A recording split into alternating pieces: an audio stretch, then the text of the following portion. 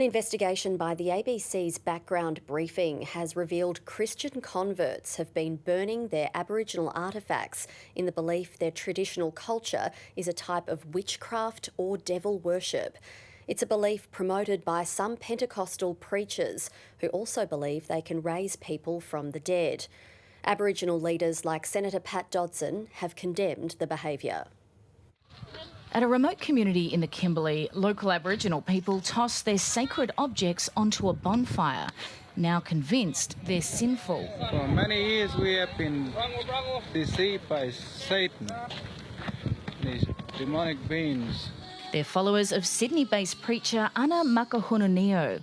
Since 2015, the Tongan National has been moving through the Kimberley, recruiting followers in Aboriginal communities.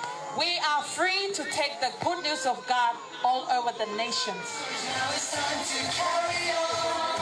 She's part of a new wave of Pentecostal preachers moving into remote Australia, bringing a more literal approach to the Bible than those who've come before, and some of whom believe traditional Aboriginal spirituality is devil worship.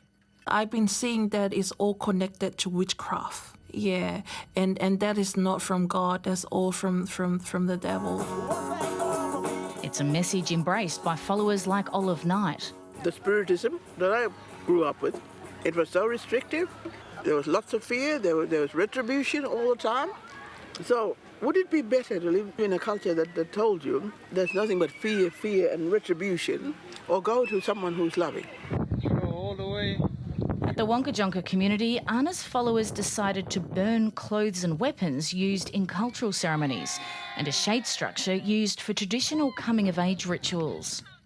Indigenous leaders like Senator Pat Dodson are appalled. Oh, well, you know, in plain Australian language, I'd say it's an act of bastardry. It's really about destroying people's beliefs. It's about displaying disrespect. Some of the Pentecostal preachers have even convinced their followers they have the ability to bring people back from the dead.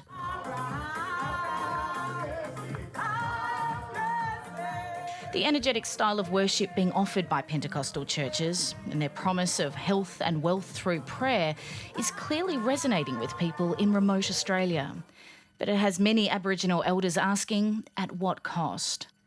Erin Park, ABC News, in the Fitzroy Valley. The federal government has announced new rules to stop councils rebelling against Australia Day. The code will not only force local governments to hold their ceremonies on January 26, but also introduce a new dress code banning thongs and board shorts. The move comes less than 24 hours after the Launceston City Council voted to move its ceremony and celebrations to the day before.